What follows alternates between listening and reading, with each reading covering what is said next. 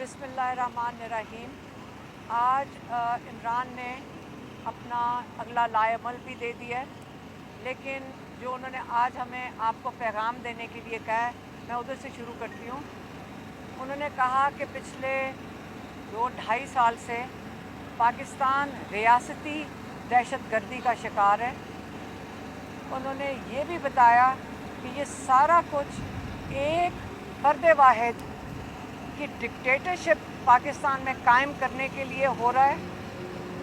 उन्होंने कहा 9 मई को, अगर आपको याद होगा कि जिन्होंने कराया उसकी CCTV फुटेज उन्होंने गायब की, उन्होंने इसके ऊपर JIT बनाने से इनकार किया, इसकी इन्वेस्टिगेशन करने से इनकार किया, और उसके बाद 16 लोग शहीद हुए थे। उसको इन्होंने उस पर इन्होंने इनकार किया, तब भी वो स्नाइपर राइफ़ल से उनको शहीद किया गया था। लेकिन बाद लोग खौफ में चले गए, और उस खौफ के अंदर इन्होंने उस खौफ कैसे हुआ था, इन्होंने लोगों के घर तोड़े, ख़वातीन के साथ वो किया, जुल्म किया जो कभी पाकिस्तान की तारीख़ में नहीं देखा गया। जब आप ये चीज़ें खौफ पैदा करते हैं, उसका नतीजा ये भूल जाते हैं कि जुल्म का निज़ाम नहीं, वो कुफ्र का निज़ाम चल सकता है लेकिन जुल्म का नहीं चलता।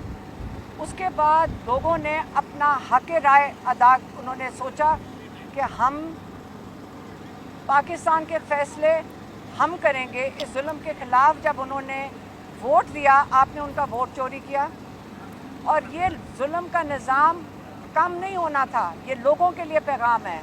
अब आप देख लें कि जब ये जुल्म का निज़ाम, अगर आपका ख्याल था कि अगर आप खौफ में बैठे रहेंगे तो ये जुल्म का निज़ाम ख़त्म हो जाएगा, अगर आप भेड़ बकरियां बनने से इनकार करेंगे ये जुल्म का निज़ाम ख़त्म हो जाएगा, फिर आप 26 नवंबर देख लें। 26 नवंबर को जब लोगों ने डी चौक में पहुँचे और ये जिन्ना एवेन्यू पे पहुँचे, डी चौक नहीं, जिन्ना एवेन्यू पे पहुँचे, तो आपने वहाँ भी स्नाइपर राइफ़ल से लोगों को शहीद किया। और जो रात को ऑपरेशन किया है, इमरान खान को तो पता नहीं था कल, क्योंकि लोग ATC में आए हुए थे, लोगों ने और भी उनको किस्से सुनाए।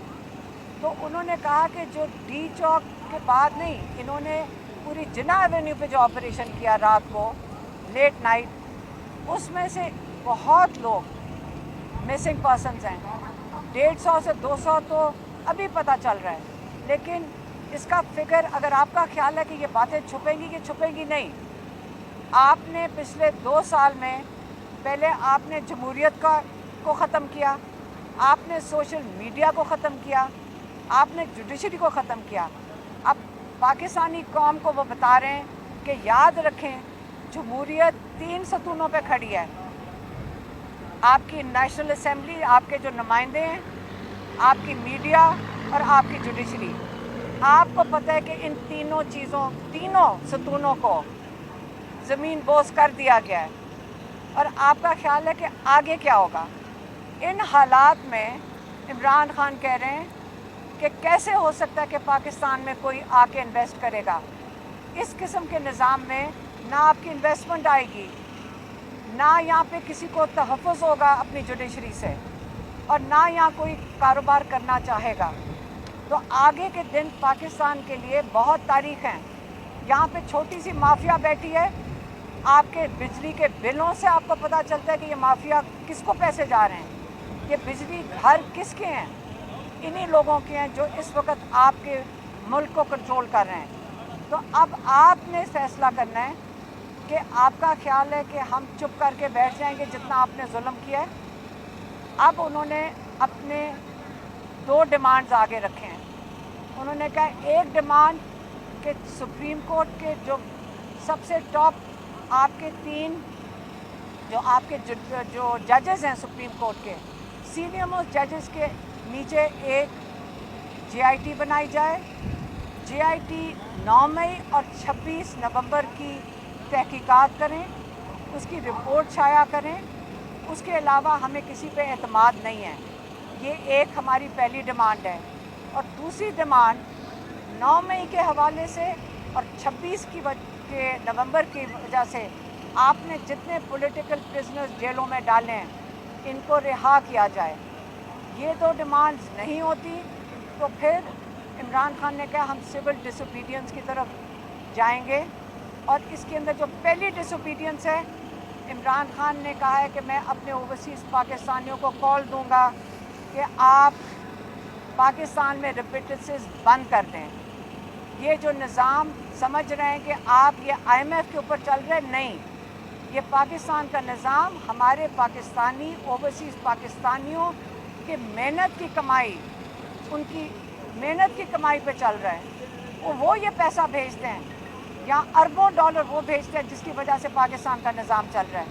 وہ یہاں پہ 25-30 بلین ڈالر بھیجتے ہیں. آپ آئی ایم ایف کا $1 بلین کو کلیم کرتے ہو کہ ہم نے فتح کر لیا. آج تک آپ نے نہیں کہا کہ جو ہمارے اوورسیز پاکستانی ہیں انہوں نے کتنا سہارا اس ملک کو دیا جب آپ اس کو تباہ کر رہے ہیں. اور انہی پاکستانیوں کو آپ برا بھلا کہتے ہیں، ان کو دھمکیاں دیتے ہیں. باہر بیٹھے ہوئے جب وہ آواز اٹھاتے ہیں آپ ان کے یہاں رشتہ داروں کو اٹھا لیتے ہیں. یہاں کتنی رپورٹس ہیں جس میں آپ نے وہاں پہ آواز اٹھانے والوں کے رشتہ داروں کے گھروں میں جا کر ان کو حراست میں لیا ہے، ان کو دھمکیاں دی ہیں. تو اب اوورسیز پاکستانیوں کو اگر آپ نے یہ 2 مطالبات نہ پورے کیے جمعہ تک، تو ہم جمعے کو یوم سوگ بھی ہے. جتنے شہداء ہیں ان کے لیے پشاور میں یوم سوگ کا انتظام ہوگا اور ادھر یہ اناؤنس ہوگا. اسی دن اگر آپ نے مطالبات نہیں پورے کیے تو آپ اوورسیز پاکستانیوں کو کال چلی جائے گی کہ ان اپنی ریمیٹنسز بند کر دیں اور فکر نہ کریں. جو ان کے یہاں رشتہ دار ہیں ان کے پیسے کم نہیں پڑیں گے، وہ بھی گزارا کر لیں گے، وہ گزارا کر لیں گے. مشکلات ہوئیں گی، وہ گزارا کر لیں گے، لیکن یاد رکھیں آپ لوگ نہیں کر سکیں گے اگر آپ نے حکومت چلانی ہے. یہ عمران خان کا پیغام تھا جو میں نے آج تک اب آپ کو پہنچا دیا. جی میڈم، یہ بتائیے گا کہ 13 نومبر کو خان صاحب نے اس بات کا اعلان کیا تھا کہ وہ احتجاج کے لیے 24 نومبر کا احتجاج کریں گے. اب 24 نومبر کے جو احتجاج کے لیے جب انہوں نے اعلان کیا تو انہوں نے یہ کہا تھا کہ تمام ہمارے ایم این ایز اور ایم پی ایز جو ہیں وہ باہر نکلیں اور جو نہیں نکلے گا اس کو میں پارٹی ٹکٹ نہیں دوں گا. ایک تو اس حوالے سے یہ بتائیے گا کہ جو نہیں نکلے اس حوالے سے خان صاحب نے کیا کہا. دوسرا، جو 69 کارکنان کو 26 نومبر کو چھوڑ کر چلے گئے، بھاگ گئے، اور وہ باقی جو لوگ زخمی ہوئے، کیونکہ آپ کے ابھی تک اطلاعات نہیں ہے کہ کوئی آپ کا بڑا رہنما ایم این اے یا ایم پی اے اس حادثے میں زخمی ہوا ہو. تو یہ بتائیے گا کہ ان کے لیے خان صاحب کا کیا پیغام؟ انہوں نے پیغام دیا میں نے آپ کو دے دیا. یہ بتائیے گا کہ جو مذاکرات ہیں اس سے لگ رہا ہے یہی کہ آپ لوگ مذاکرات کرنا چاہتے ہیں، یہ مذاکرات کس سے ہوں گے اور کون لوگ کریں گے؟ پتہ نہیں، انہوں نے کوئی کمیٹی بنائی ہے. جب وہ آفر اسٹیبلشمنٹ ہی دیتی ہے کہ مذاکرات کر لو، اگر مذاکرات کا اسٹیبلشمنٹ آفر دیتی ہے، انہوں نے کہا ہے کہ ٹھیک ہے، جا کے کمیٹی بنا کے دے دی ہے، وہ جا کے مذاکرات کر لیں. تو جب انہوں نے کوئی مذاکرات کرنے ہوں گے، ساتھ وہ جنہوں نے مذاکرات کرنے ان کو رات کو تو اریسٹ کر لیا تھا، تو ان کو شاید ان کا خیال تھا عمر ایوب کے ساتھ انہوں نے جیل میں مذاکرات کرنے ہوں گے، تو رات کو تو حراست میں لے لیا تھا. تو یہ آپ ایک طرف سے لوگوں کو اٹھا کے جیلوں میں ڈال رہے ہیں. سارے ایم این ایز وغیرہ تو آپ کے وہاں بھاگے پھر رہے ہیں بیلیں لیتے ہوئے.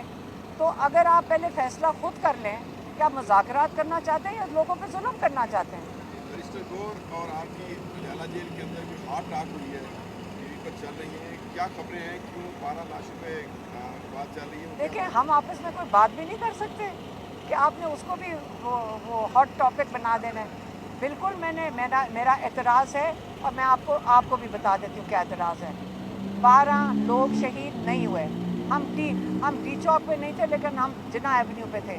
جتنے سنائپر رائفل سے لوگ شہید ہو رہے تھے. لیکن دیکھیں، کیونکہ یہ لوگ لائرز ہیں، آپ کو پتہ ہے لائرز تو صرف فیکٹس پہ جاتے ہیں. اگر لاشیں چھپا دی جائیں تو ان کے سامنے فیکٹس نہیں ہیں. لیکن یہ نہیں مطلب کہ کوئی بھی کہے کہ صرف 12 لوگ گئے ہیں اور آپ اس کو آفیشیل بنا دیں. یہاں پہ کئی 100 لوگ لاپتہ ہیں. جیلوں میں لوگ ڈھونڈ رہے ہیں ان کو اس وقت. ان کے لواحقین آتے ہیں جیلوں کے باہر، ہمیں پیغام آ رہے ہیں، ہمیں تکلیف ہے کہ ان کو اٹھا لیا